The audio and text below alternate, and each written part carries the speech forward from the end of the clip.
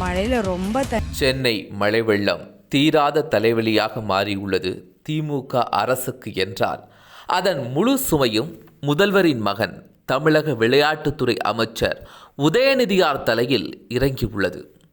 சமூக வலைதளங்களின் வசைச்சொற்கள் ஒரு பக்கம், எதிர்க்கட்சிகளின் ஏளனமான பேச்சுக்கள் மிக்ஜாம் புயலை விட பெரும் புயலாக உருவாகி சவாலை உருவாக்கி இருக்கிறது உதயநிதி ஸ்டாலினுக்கு. இதற்கிடையே நின்று போன F4 கார்பந்தயம், தள்ளிப்போகும் இளைஞரணி மாநாடு கடும் அதிருப்தியில் இருக்கிறது திமுக தலைமை. போதாக்குறைக்கு உள்ளாட்சித்துறை அமைச்சர் இளைஞரணி மாநாட்டிற்கு காட்டிய தீவிரத்தை சென்னை மழைக்கு செலுத்தி இருந்தால் மக்கள் இழப்பை சந்தித்திருக்க மாட்டார்கள் என்றார் எதிர்க்கட்சி தலைவர் எடப்பாடி பழனிசாமி. உதயநிதி என்ன செய்தார் இந்த பெருமழையில்? மழை வெள்ளம் அறிவிக்கப்பட்ட நாள் முதல் இன்று வரை உதயநிதியின் செயல்பாடுகள் என்ன பார்க்கலாம். முதலாவது நாள் 3/12/2023. மழைக்கால நிவாரணப் பணி மேற்கொள்ள கழக இளைஞரணி வீரர்களுக்கு அழைப்பு. அதே நாள் சேப்பாக்கம், திருவல்லிக்கேணி, ராயப்பேட்டை, அவ்வை சண்முகம் சாலை, ஜானி ஜான்சன் சாலை, திருவல்லிக்கேணி நெடுஞ்சாலை உள்ளிட்ட பகுதிகளில் மழைநீரை வெளியேற்றும் பணிகளை நேரில் ஆய்வு. நான் என் பேர் பார்வதி, ட்ரிப்ளிகேணி பெரிய தெருவில் கடை போட்டிருக்கேன். மழையில் ரொம்ப தண்ணிப்பா. ஏற்கனவே கொஞ்சம் மழை பெஞ்சாவே இந்த ஏரியாவில் ரொம்ப தண்ணி வரும். ஃபுல்லாக தண்ணி, இந்த வீடு உள்ள வரையும் தண்ணி போயிடுச்சு. அந்தளவுக்கு தண்ணி 3 நாள் ஆச்சு தண்ணி வரது, ரொம்ப கஷ்டமாயிடுச்சு. 4/12/2023 அவசர உதவி கட்டுப்பாட்டு மையம் மற்றும் கண்காணிப்பு நிலையத்தில் ஆய்வு. 4/12/2023 மாநில அவசரகால செயல்பாட்டு மையத்தில் புயல் மழை குறித்து ஆய்வு. அதே நாள் திருவல்லிக்கேணி பெரியப்பள்ளி வாசல், ஐஸ் ஹவுஸ், அவ்வை சண்முகம் சாலை, PV ராமன் சாலை தண்ணீர் தேங்காமல் இருக்க எடுக்கப்பட்ட நடவடிக்கைகள் பற்றி அதிகாலையில் ஆய்வு. அதே 4ஆம் தேதி ரிப்பன் கட்டிடத்தில் செயல்பட்டு வரும் அவசர கட்டுப்பாட்டு மையத்தில் மதியம் வெள்ள நீர் தேங்கியுள்ள பகுதிகள், வடிந்து கொண்டிருக்கும் இடங்கள் குறித்து அதிகாரிகள் அலுவலர்களிடம் ஆய்வு. அதே நாள் ராயப்பேட்டை GP சாலை மாநகராட்சி பணியாளர்களிடம் மழைநீர் வடிவதற்கான பணிகளை கேட்டறிந்து அவற்றை விரைவுபடுத்தி நடவடிக்கை. 4/12/2023 சேப்பாக்கம், திருவல்லிக்கேணி தொடர்மழையால் வீடுகளில் தேங்கியுள்ள தண்ணீரை விரைந்து வெளியேற்ற அதிகாரிகள் அலுவலர்களை வலியுறுத்தி நடவடிக்கை. இது மட்டுமா? அதே 4ஆம் தேதி திருவல்லிக்கேணி பகுதி, மாட்டாங்குப்பம் மற்றும் VR தெரு ஏற்பட்ட பாதிப்புகளை தொகுதி மக்களிடம் கேட்டறிந்து அவர்களுக்கு தேவையான அனைத்து உதவிகளை கேட்டறிந்து நடவடிக்கை எடுப்பதாக உறுதியளித்தார். 4ஆம் தேதி இரவு 9:30 மணிக்கு கோட்டூர்புரம், சூர்யா நகர், சித்ரா நகர் போன்ற தாழ்வான பகுதிகளிலிருந்து அழைத்து வரப்பட்டு நிவாரண முகாமில் பாதுகாப்பாக தங்க வைக்கப்பட்டுள்ள மக்களை சந்தித்து அவர்களுக்கு வேண்டிய வசதிகள் செய்யப்பட்டுள்ளதா என ஆய்வு மேற்கொண்டார். இரவு 11 மணிக்கு வேளச்சேரி, சேவாநகர் பகுதி முகாம்களில் உள்ள பொதுமக்களுக்கு தரமான உணவு வழங்கிட நடவடிக்கை மேற்கொண்டார். சேப்பாக்கம் தொகுதி எப்படி இருந்துச்சு மழையில்? என் பேர் கிருஷ்ணன். சேப்பாக்கம் பொறுத்தளவில் எந்த ப்ராப்ளம் கிடையாது. ஓரளவு ஒரு இடத்துல இருந்தது, அது மறுநாள் மழை நின்று அன்றைக்கி செவ்வாய்க்கிழமை எல்லாமே கிளியர் ஆகிடுச்சு. இன்னும் ஒரு இடத்துல இருக்குது, அதெல்லாம் கிளியர் ஆகிட்டே இருக்குது. சேப்பாக்கம் பொறுத்தளவில் எந்த இதுவுமே இல்லையா நம்ம டிவிஷனில். என் பேர் Santhoshkumar sir. Thiruvallikeni ice house, Irusappa ஸ்ட்ரீட்டில் நாங்கள் ஆட்டோ ஸ்டாண்டில் ஆட்டோ ஓட்டுறோம். எங்களுக்கு எல்லாமே இங்கே தான் வீடு. இருசப்பா ஸ்ட்ரீட்டு, ராம்நகர், இப்படி தான் எல்லாம் ஒருத்தர் இருக்கிறாங்க. மழையில் எல்லாமே பாதிப்பு தான். நான் இடுப்பு அளவுக்கு மேலே தண்ணி தேங்கி நின்றுச்சு. எங்களுக்கு ஆட்டோவெல்லாம் எல்லாமே பழுதாகி போயிடுச்சு.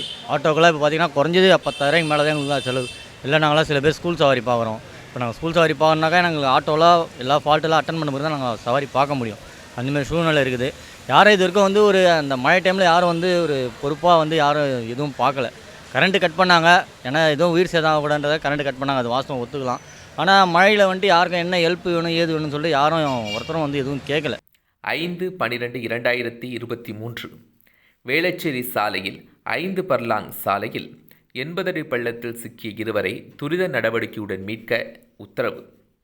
அதே நாள் வேளச்சேரி ஏரியில் மழை வெள்ளத்தால் பாதிப்புகளை சந்தித்த பொதுமக்களுக்கு அரிசி உள்ளிட்ட நிவாரணப் பொருட்களை வழங்கி நடவடிக்கை. பெருங்குடி, கல்லுக்குட்டை பகுதி மழைநீர் சூழ்ந்ததால் அவதிக்குள்ளான 500க்கும் மேற்பட்ட குடும்பங்களுக்கு அத்தியாவசிய பொருட்கள் வழங்கி நடவடிக்கை. சிந்தாதிரிப்பேட்டையில் மக்களுக்கு அத்தியாவசிய பொருட்கள் அடங்கிய நிவாரண தொகுப்பை வழங்கினார். சேப்பாக்கம் பகுதி வட்டம் 114க்கு உட்பட்ட லாக் நகர் கிளிமரம் பகுதி. அங்குள்ள பொதுமக்களுக்கு பல்வேறு நிவாரணப் பொருட்களை வழங்கி தேங்கிய மழைநீரை அகற்றும் பணிகளை ஆய்வு மேற்கொண்டார். 5ஆம் தேதி அன்று விக்டோரியா விடுதி சாலையில் குடியிருப்பு பகுதிகளில் வசிக்கும் மக்களுக்கு உணவுப் பொருட்கள் மற்றும் நிவாரணப் பொருட்களை வழங்கினார்.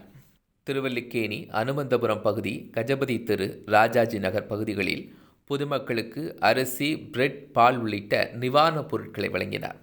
ஃபுல்லாக தண்ணி வாஷிங் மிஷின் நனைஞ்சிச்சு. கரண்ட் இல்லை, எந்த ஒரு இதுவுமே இல்லை. பால் கூட வாங்க முடியல. கரண்ட்டே 3 நாள் கழிச்சு தான் கரண்ட்டே போட்டாங்களே.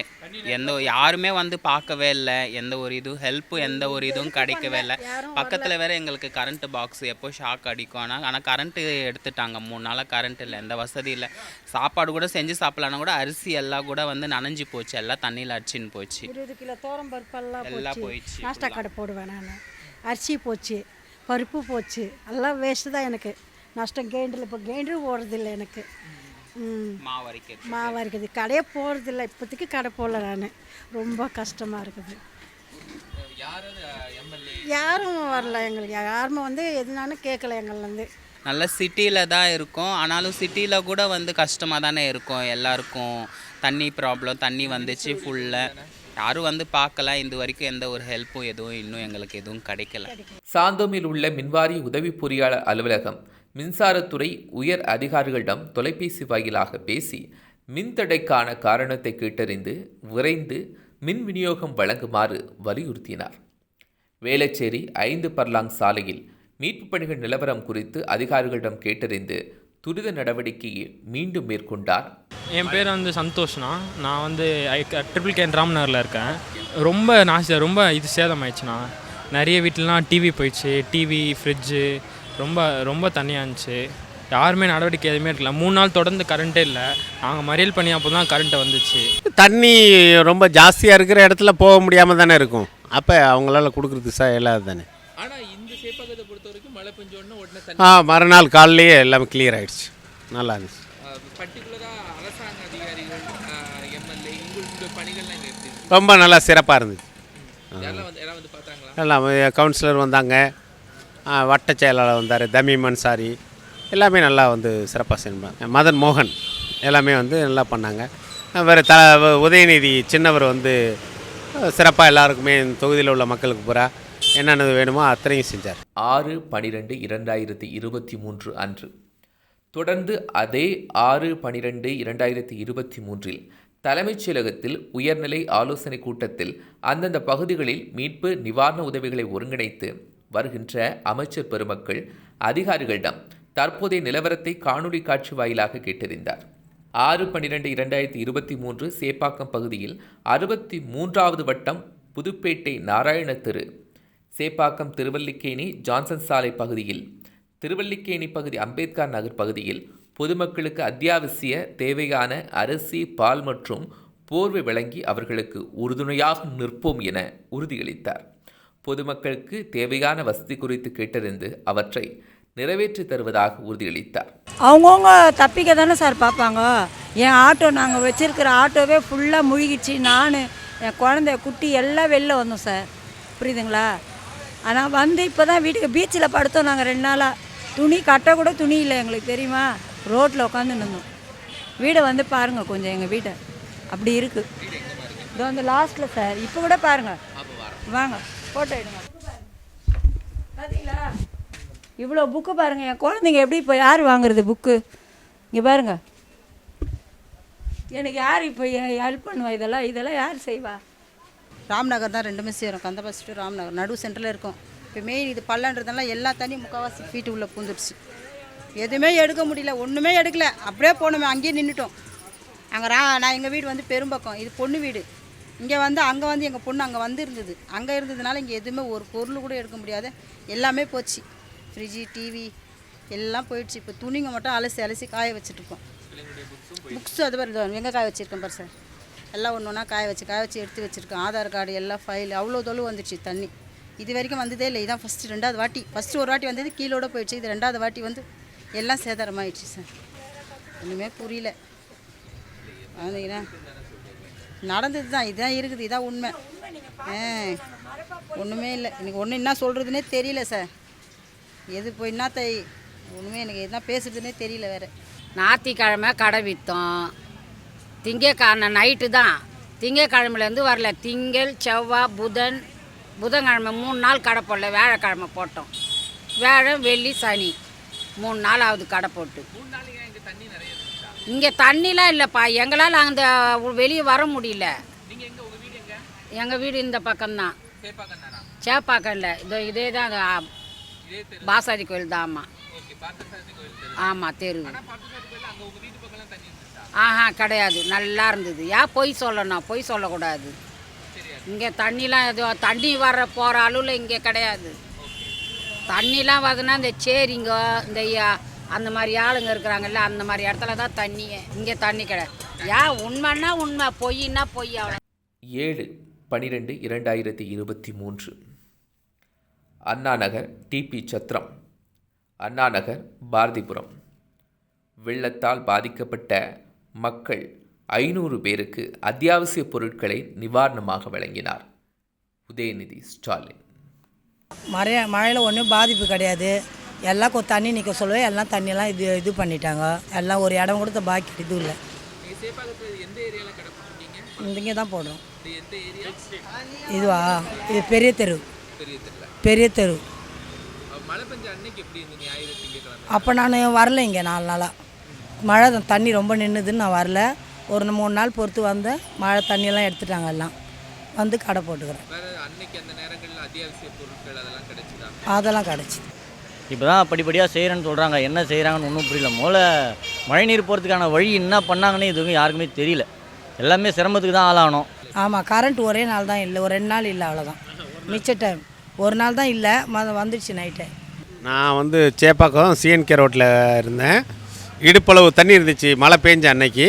மறுநாள் காலையில் பார்த்தா எதுவுமே தண்ணி இல்லை, எல்லாமே கிளியர் பண்ணிட்டாங்க. எல்லாமே சுத்தம் இல்லை, மக்களுக்கு ஒன்றும் பெரிய பாதிப்பு இல்லை, எல்லாமே இதாக இருந்துச்சு. பால் கொஞ்சம் குடைக்கிறதுக்கு கொஞ்சம் சிரமமாக இருந்துச்சு. மறுபடியும் எல்லாமே சரியாயிடுச்சு. ஈவினிங் 2வது நாள்லேருந்தே பால் கொஞ்சம் சரியாயிடுச்சு. ராம்நகர் 8வது தெருவில் இருக்கிறோம். என் பேர் சரத்து. ஒரு தண்ணி தொகுதி எதுவுமே கிடையாது. எங்களுக்கு கரண்ட்டு தண்ணி போயிடுச்சு 4 நாள் ஆகுது. ஒருத்தர் என்ன சாப்பிட்டீங்களா சாப்பிட்லையா, ஒரு வெளிச்சம், ஒரு மெழுகுத்தி, ஒரு சாப்பிட்ற பொருள் கூட எதுவுமே கொடுக்க மாட்டேன்றாங்க. இந்த எம்எல்ஏ தொகுதியிலேருந்து கூட எதுவுமே செய்யலை எங்களுக்கு. ஒரு நிவாரணம் கூட எதுவுமே தரலை எங்களுக்கு. தான் 4 நாளாக தண்ணி இல்லாத ரொம்ப கஷ்டப்பட்டோம். வயசானவங்கள, ஹேண்டிகேப் பையனை வச்சுக்கொண்டு கரண்ட் இல்லாமல் ரொம்ப கஷ்டம். சாப்பாட்டுக்கு கூட வழி இல்லாத இருந்தோம். 4 நாளாக ரொம்ப கஷ்டப்பட்டு இருந்தோம். யாருமே என்ன ஏதுன்னு கூட கேட்கவே இல்லை. சரித்திரத்தில் இல்லாத மழை பெஞ்சது. அதனால் யாரும் குறை சொல்ல முடியாது. அது ஆண்டவனாக பார்த்து இயற்கை மழையாக பெஞ்சது. வேற ஒரு காற்றோ புயலோ மக்களுக்கு எந்த விதமான பாதிப்பும் கிடையாது. இந்த ஏரியாவில் எதுவும் உயிர் சேதங்கள் எதுவுமே கிடையாது. அதெல்லாம் ரொம்ப கிளியராக இருந்தது. கவர்மெண்ட்டில் இருந்தும் நல்லவங்க பார்த்தாங்க. மக்களும் இறங்கி, கட்சிக்காரங்களும் எல்லாம் இறங்கி நல்லவமாக வீடு எல்லாம் போய் எங்கெங்கே தண்ணி நிற்கிது என்ன ஏதுன்னு கார்பரேஷன்காரங்களை வச்சு, தொண்டு நிறுவனங்களை வச்சு எல்லாத்தையும் பார்த்தாங்க. போய்கிட்டு இருக்குது. சில இடத்துல இன்னமும் கொஞ்சம் ரொம்பலாம் பாதிப்புலாம் கிடையாது. அதையும் இப்போ முயற்சி பண்ணி எல்லாம் பண்ணிக்கிட்டு இருக்காங்க. டிபார்ட்மெண்ட்டில் இருந்து என்னென்ன பண்ணணுமோ பண்ணிக்கிட்டு இருக்காங்க.